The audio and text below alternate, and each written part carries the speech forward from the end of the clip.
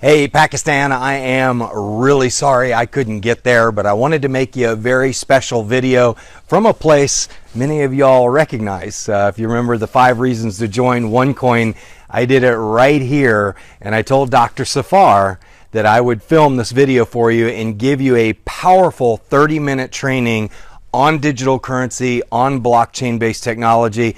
Breaks my heart that I can't be there to see Karachi and Lahore and Islamabad. I really cannot wait to come meet you all, but your visa is probably one of the hardest for me to get in the world. So I laughed that I could go to China, but I couldn't come to Pakistan. But we'll plan ahead, and if you will allow me to get a rain check from you, that means I'll come back, I promise.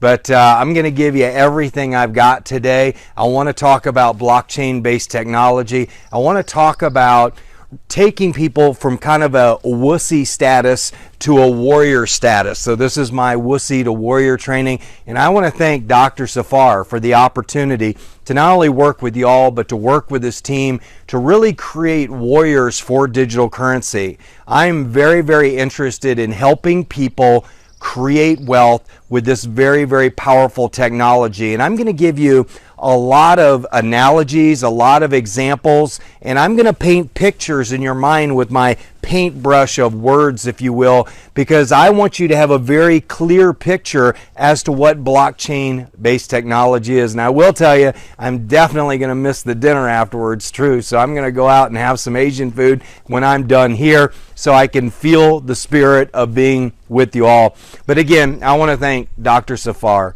Here we have one of the fastest black diamonds, I think the fastest black diamond in the country, in the world. What an amazing feat to be a part of that. No doubt he'll be the next crown diamond. So please give Dr. Safar a big hand right now, because that is a leader who deserves it. So from my heart to yours, Dr. Safar, thanks for the opportunity to be able to address this incredible crowd that you have here, to address all of your leaders, and to give you that mindset, to give you that look, to give you the tone of voice that you need when you come up against opposition, not only for OneCoin, but also for the digital currency industry. And you know, I like to tell people that there's a lot of opposition out there. There's a lot of people that don't believe in software-based currency, cloud-based currency. There's a lot of people that think the paper money and the serial numbers that they have are more secure than what we have on the internet. And I'll tell you, I don't believe that's I simply don't believe that's true. You know, I look at the currency manipulation that's going around in the world right now. Anybody who's working for a government-issued currency right now is working harder for less. And I'll give you a great example. Since I have been working over the last 30 years, I've seen a 40% decline just in the US dollar. And we've had one of the more stable currencies, but our country has continued to issue trillions and trillions and trillions and trillions of debt.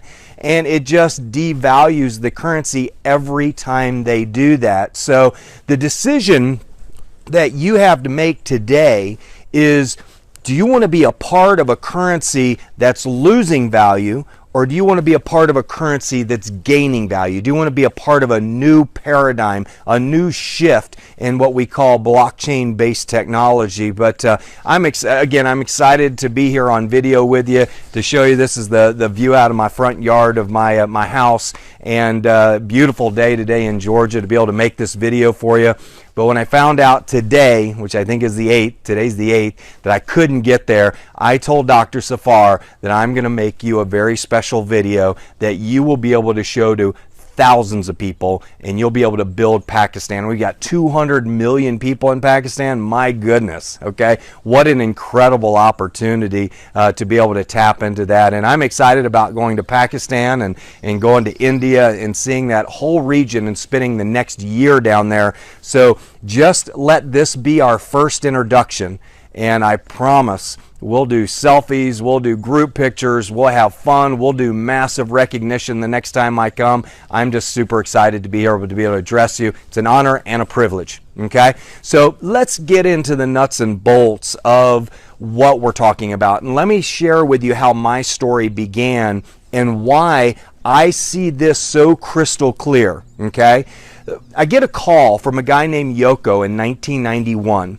And he knows that I do direct mail. So I'm spending a lot of money with the post office, and I'm buying a lot of postage and sending out direct mail for sales, for insurance and investments and things like that. And Yoko calls me, and he knows I hate the post office. Okay, hate them with a passion. Man, if something's out of order, they send everything back and they don't send it, and then your mailing's late, and it's such a pain in the rear end. And Yoko calls me, and he lives next to Elton John, okay, in Park Place. So when Yoko calls, I go visit Yoko because he's rich and I know he's up to something.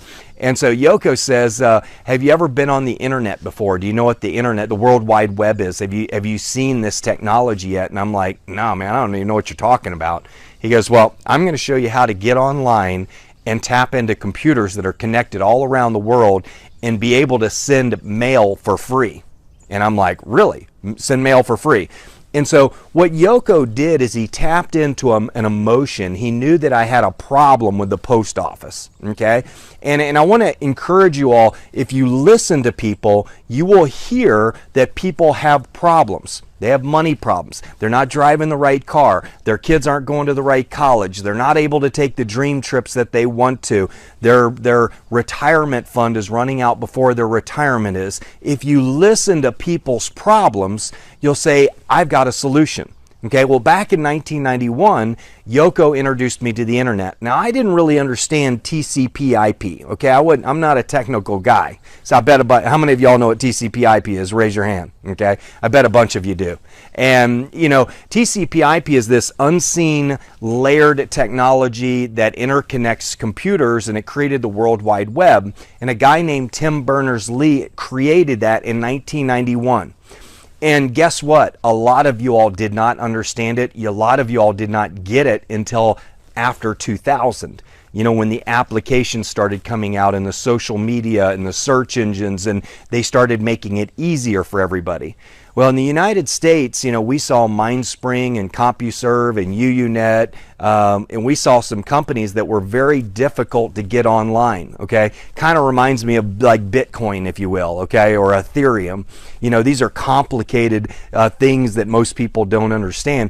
And then in 93, 94, a company called AOL came out with an amazingly easy way to get online. And it started off with a disk that they would mail you, and then it turned into a CD-ROM, and they had little USB drives eventually. And AOL, they AOL'd the industry, as I like to call it. They made it easy for people to get online. You remember that you got mail? That was AOL.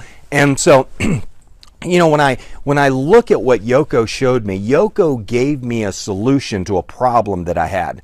And it involved this technology called TCP/IP, which made the World Wide Web. And I'm drawing a parallel here for you because I want you to understand there's a direct parallel between what the internet did and what we are doing right now. Okay? And it's an exciting time to be in our business because it has really taken blockchain-based technology a lot longer to get traction, because I think we had to wait till after the 2008 crisis for people to realize that, hey, our currency's losing value really quickly. I mean, we're dropping like a bomb, and it's not, you know, they're not changing the numbers on the currency, folks. You're just carrying around boxes of it now instead of like little stacks of it, okay? Like they are in Zimbabwe. They have to carry boxes around to get a gallon of milk and a loaf of bread.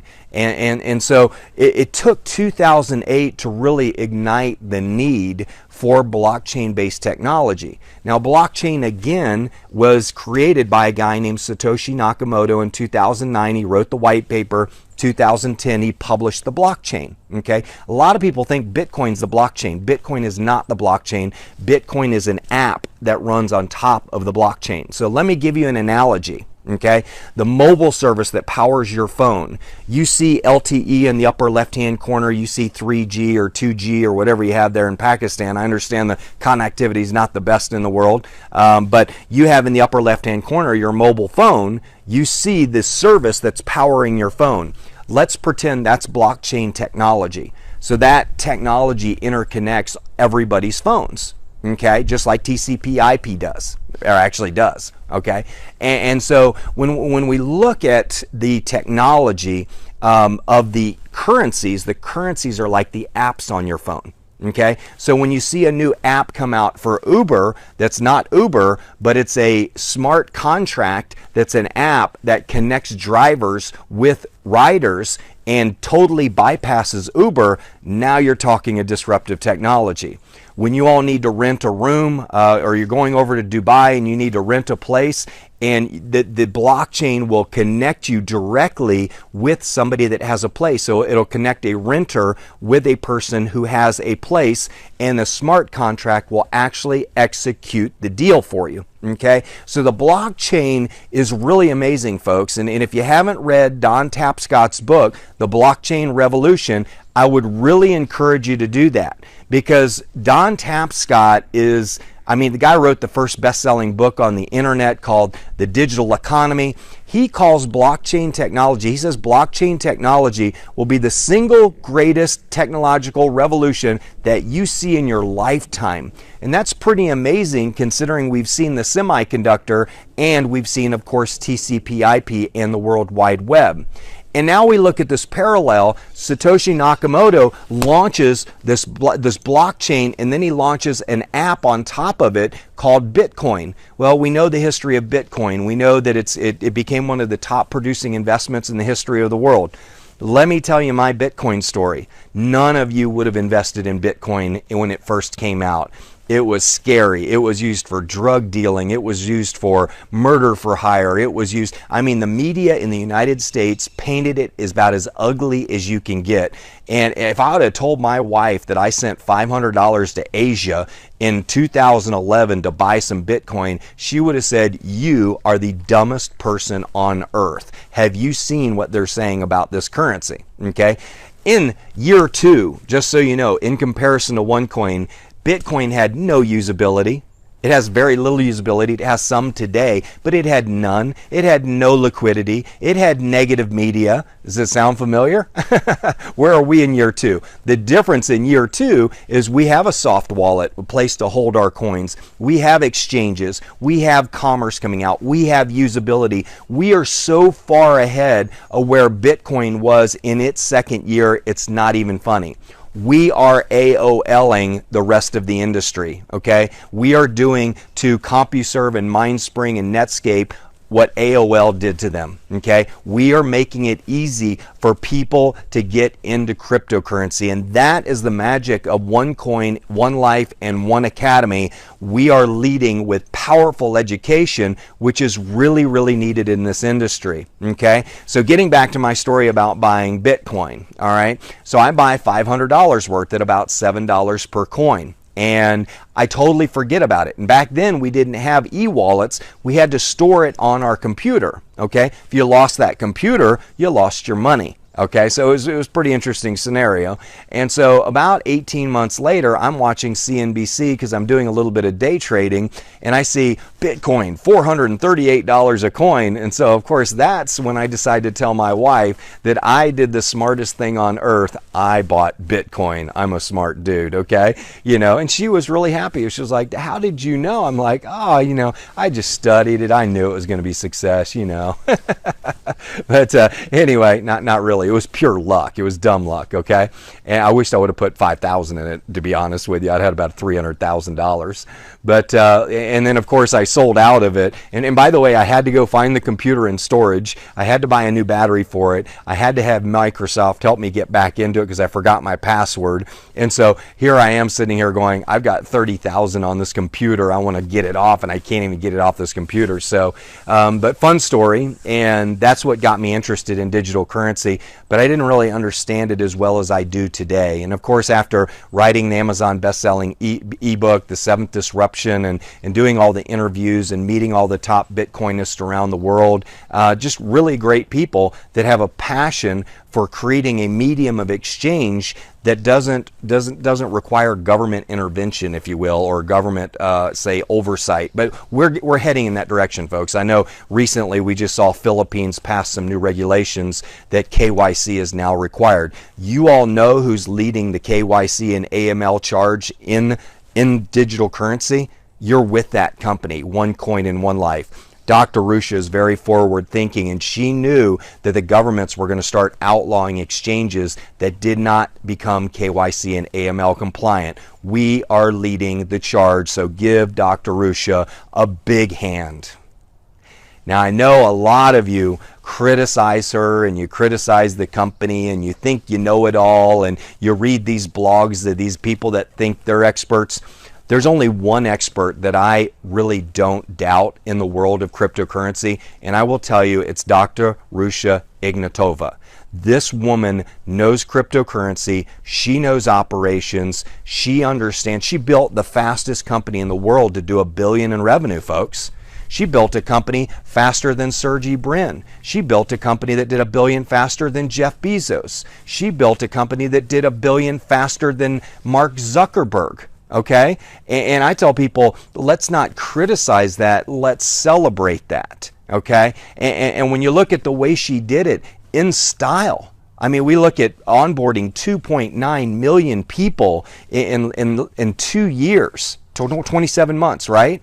We look at the accounting being done correctly every Monday, and we all get our checks every Monday. Never missed a Monday that I know of. I think one came on a Tuesday morning, real early in the morning, like after midnight, but never in my time has she missed a pay run. Okay, and I tell everybody, then you got to build a customer service center that services 194 different countries and 30 different languages. I know you all could do that in your sleep, right? Wrong. Okay, I know you all got some good call centers and things there in customer service centers, but that is quite a feat to be able to pull that off, and to hold 4 or 5 major conventions of 5,000 or more people in Dubai and Macau and in UK and Thailand, where there was 11,500 people.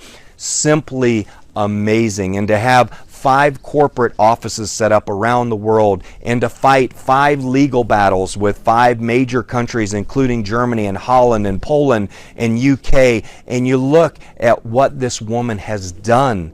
And yet some of you criticize her, some of you question her abilities, and I can tell you that's the dumbest thing that you could do in the world. It is very, very difficult to pull off what this woman has pulled off, and everybody should give her a big hand, because she has built something that's going to change your life for the better. And I just thank her so much from the bottom of my heart and what she's done for my family. But I live with gratitude, folks.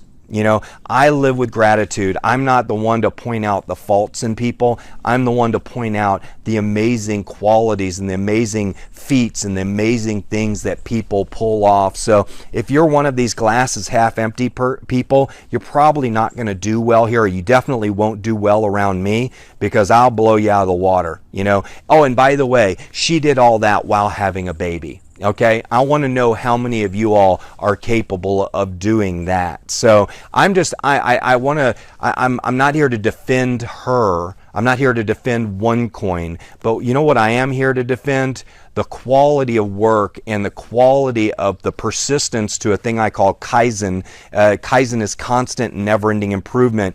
Anybody who's been in this company, Dr. Safar will tell you, he's been in it a little over a year.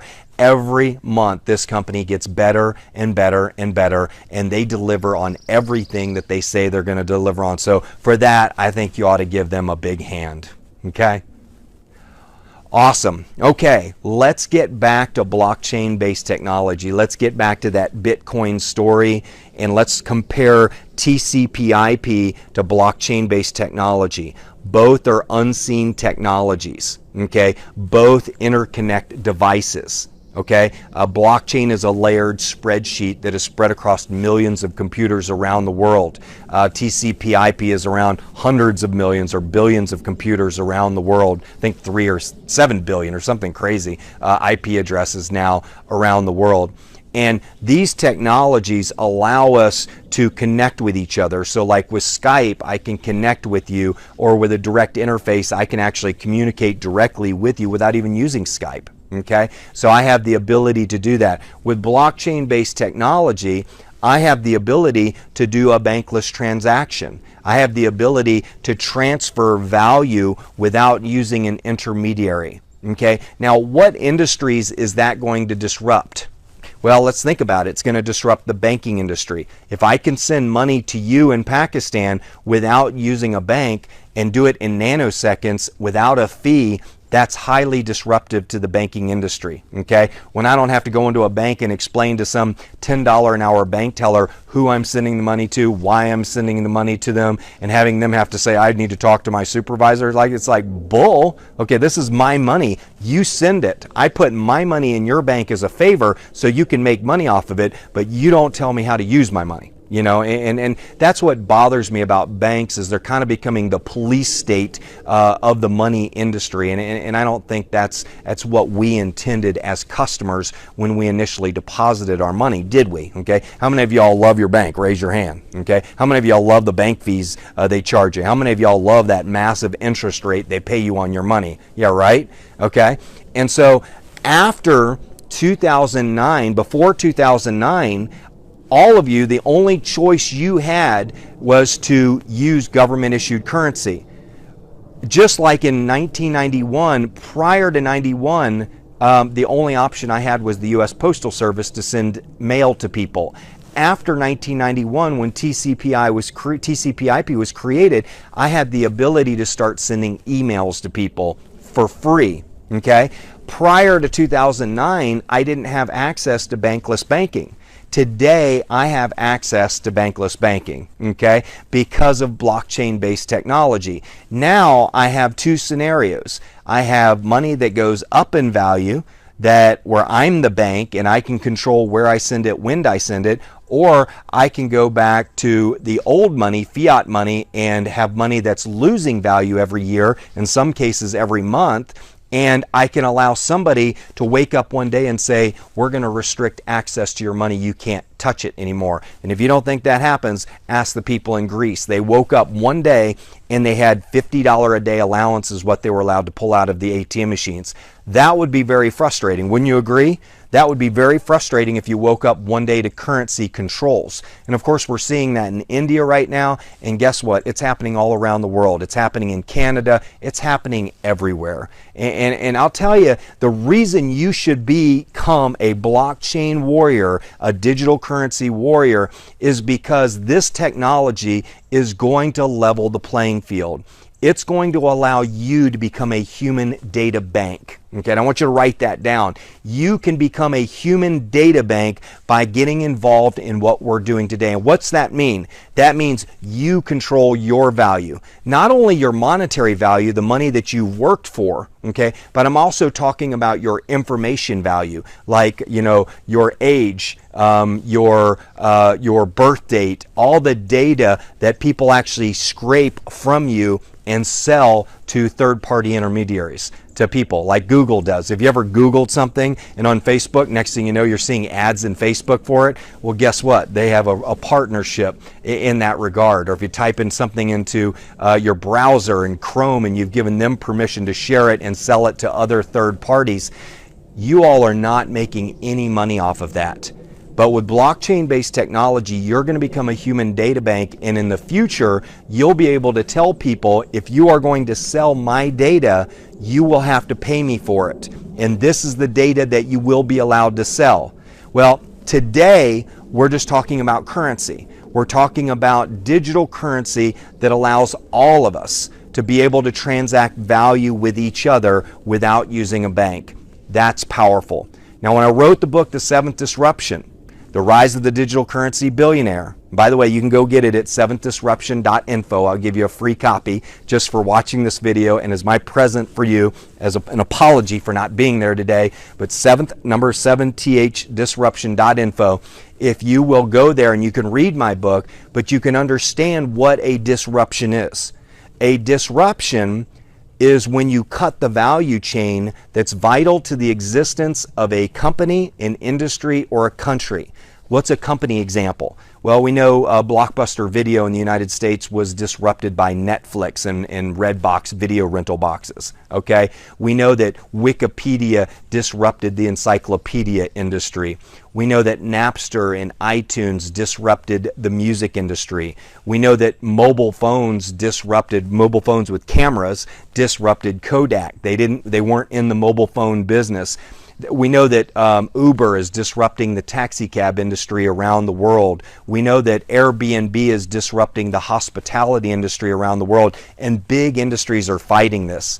And we look at disruptors like Elon Musk and Peter Thiel and just all of the great innovators that have come out of Silicon Valley and all of the business models that they've created. We look at Tim Berners-Lee, who created TCP/IP, he introduced it to the world, and look how that disrupted. It created trillion dollar wave after trillion dollar wave of disruption. And guess what?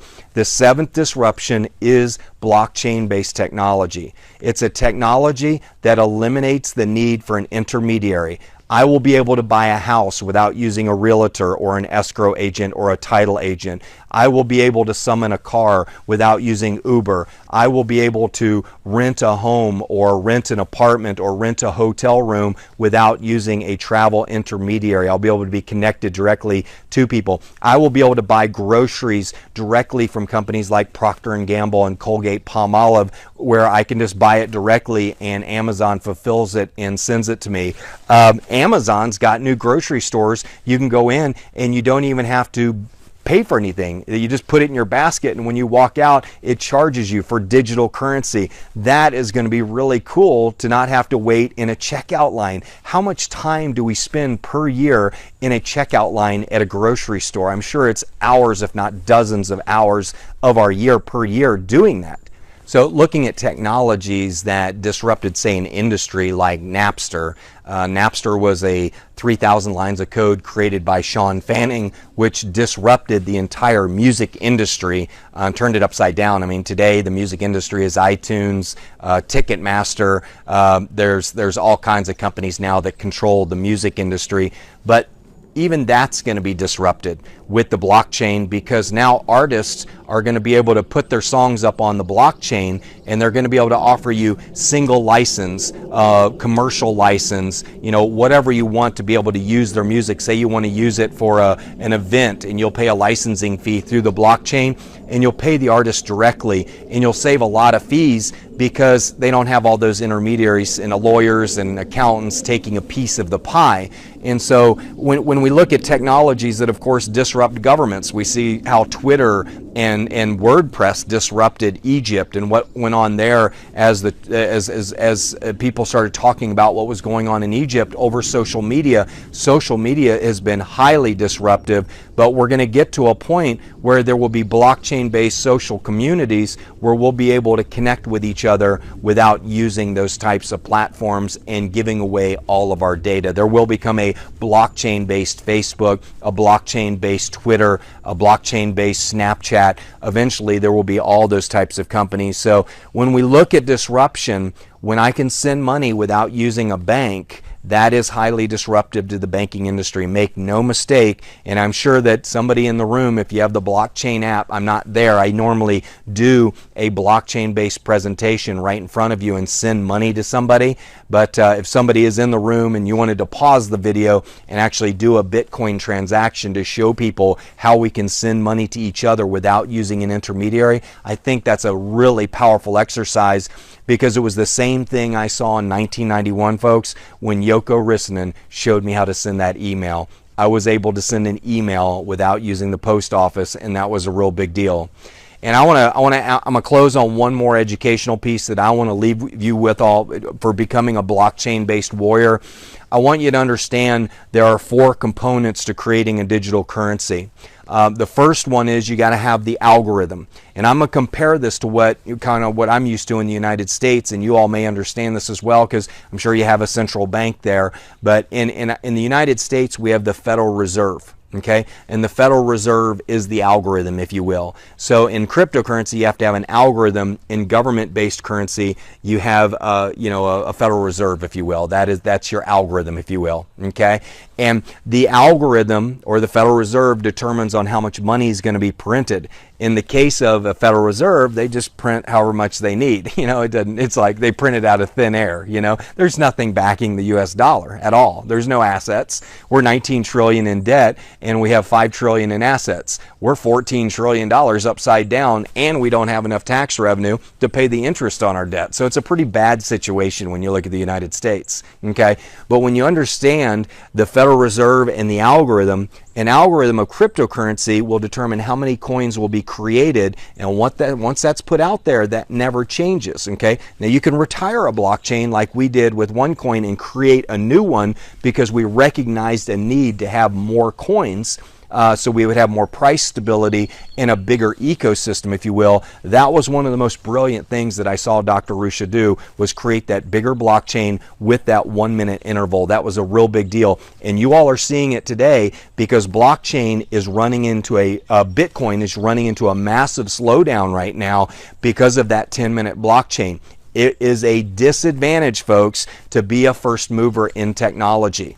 Bitcoin was a first mover. They didn't know the mistakes they were going to make. 10-minute blockchain, big mistake. Okay, 21 million coins, big mistake. Okay, so it really is an issue, folks. I mean, all of those decimal points, as it turns into a multi-hundred-billion-dollar market, there's going to be, so many decimal points, it's going to jam up the system. Okay, so here we have the Federal Reserve and we have the algorithm. Those two things determine the money that's going to be printed. The difference between a Federal Reserve and a blockchain is restricted to how much it can print. So in the case of OneCoin, we have 120 billion coins.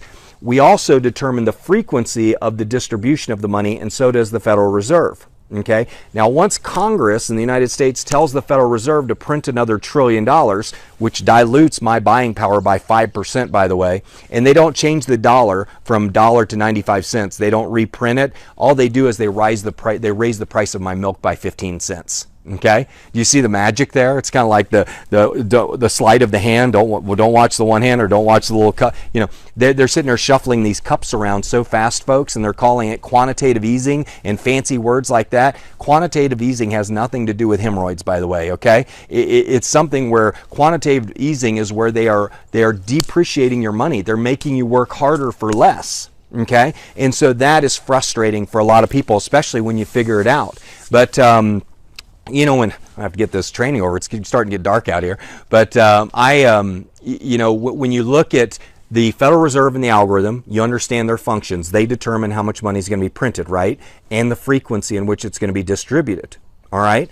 Then once you have that, you've got to have some investment bankers like JP Morgan and Bank of China and Bank of Russia and Bank of Pakistan. You got to have people that are willing to buy these bonds that the government's creating. These Federal Reserve notes is what we call them. They got to be willing to buy them. Well, they get them at a discount. Okay, how many of you are miners in the room? Okay, how many of you are getting cryptocurrency at a discount? Aha, you are a cryptocurrency investment banker. You are like JP Morgan. You are like Bank of America, Bank of Pakistan. You are buying the Federal Reserve notes at a discount, right? You're mining them. That's what mining is. And why do we get that advantage of getting them at a discount? Because we're an early adopter. By the way, mining is an early adopter experience, okay? After a while, it goes away. Bitcoin, there is no mining opportunity unless you're getting involved in one of those Bit Club scams, okay, that are doing shared server space. I've seen a whole bunch of those go under. You just time will tell, okay?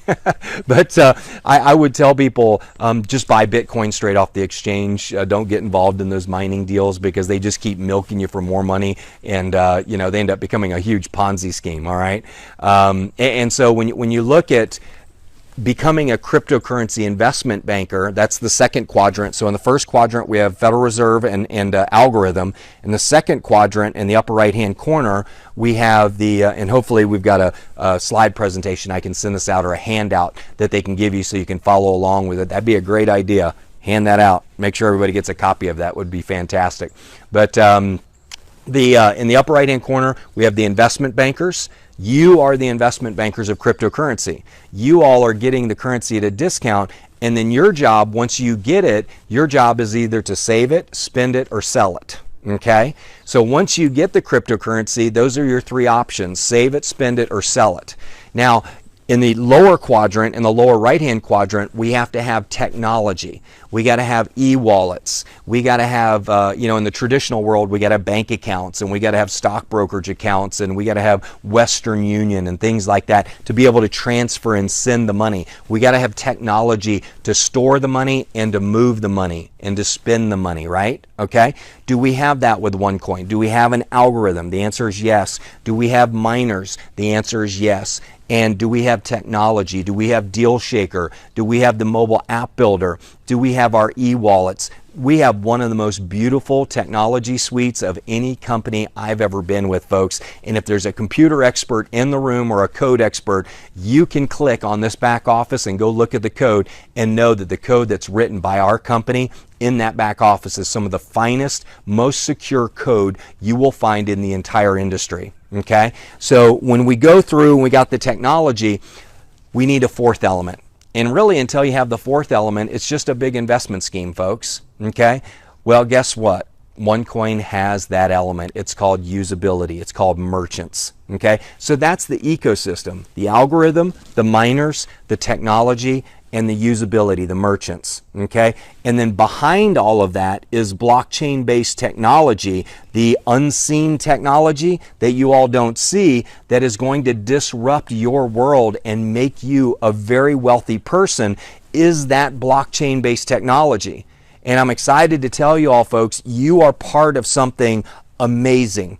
And if you leave this room and you don't make a commitment to watch 5 to 10 hours of video to understand digital currency and blockchain-based technology, you are going to miss the biggest financial opportunity of your lifetime. And I am saying that with all seriousness. Some of you think you're experts in the room. Some of you think you know what you're talking about. But I will tell you this: Mark Andreessen, the guy who invented the web browser Netscape, one of the most prolific investors in Silicon Valley, is the single largest investor in blockchain-based technology and digital currency in the world. Okay, and if it's good enough for Mark's money, it's good enough for my money. Peter Thiel, huge advocate. He founded PayPal, huge advocate of blockchain-based technology and digital currency. Elon Musk, huge advocate. Peter Diamandis.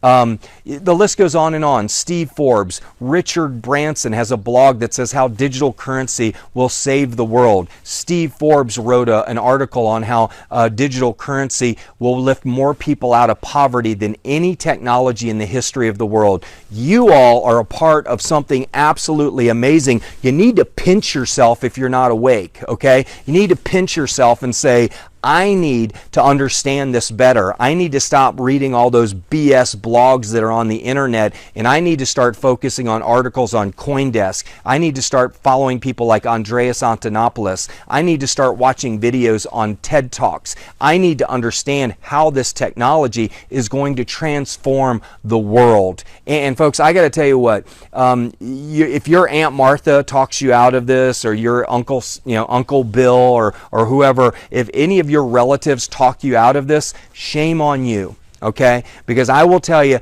the biggest, smartest money is in this business, and you should be too. Dr. Rusha has pulled off something amazing.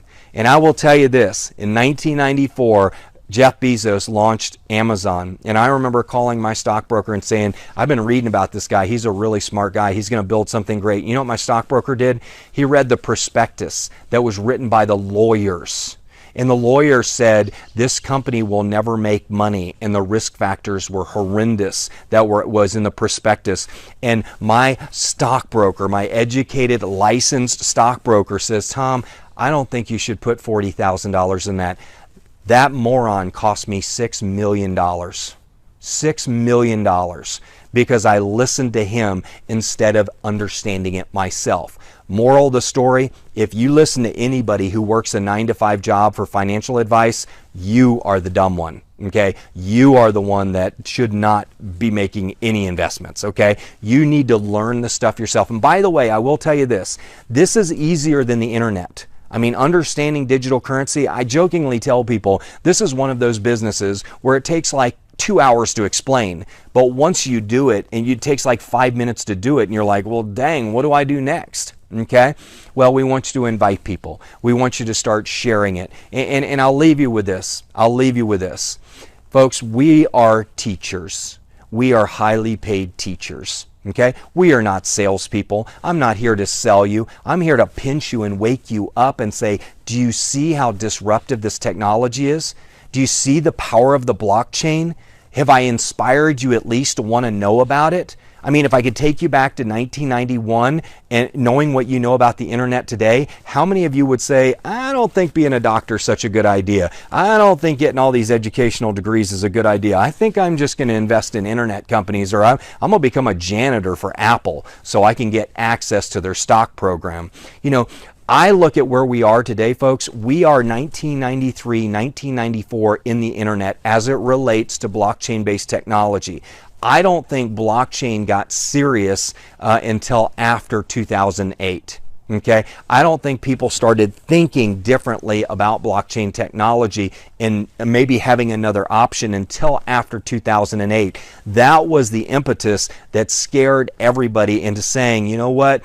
I hope there's another way, because I don't like working harder for less. And if you are subscribed to a government currency, if that's what you're working for, you are working harder for less. Now, last time I heard, Einstein had a quote that revolved somewhere in that universe that about insanity, you know. I know he said that many of the challenges we face in life cannot be changed with the same thinking that created them, but I think he also said doing the same thing over and over again, expecting a different result, that's the definition of insanity. How many of you are insane? How many of you are looking, now you've got this option of a currency that goes up in value versus one that's pretty much guaranteed going down in value. And by the way, there is no good history on government-issued currency. There's no currency that's ever gone up in value. It always goes down in value. The more debt they print, the more it goes down in value, the more you get diluted. The thing I love about cryptocurrency, folks, the 5 attributes that every investor looks for, it's transparent. Okay? It is finite, it's portable, it's profitable, and it's private. Okay? You can write those things down. Those are the 5 attributes of digital currency. It is finite, it is transparent, it is portable, it's profitable, and it's private. Those are the 5 things that you all are looking for in any investment. Okay, when you get into this. So I want to encourage you to, number one, understand the underlying technology that powers OneCoin. Okay, and we do have a blockchain. Okay, for those that have read that we don't, that's absolute bull. Okay, you can see clear evidence in our back office that we have a blockchain. You know, and I don't think we'll ever satisfy the Bitcoinists, because they're all scorned now that we are the #1 digital currency in the world, and we're growing faster than Bitcoin every 2 months. I guess they just got their panties in a wad, okay? And I don't know what to tell them except for I'm very thankful about Bitcoin, but Bitcoin's a first mover and it has inherent technology challenges. And if you don't believe me, go to the Coinbase.com blog and read what the CEO recently said about them moving from being a Bitcoin company to being a digital currency exchange. It says in the article that he believes that Bitcoin will not become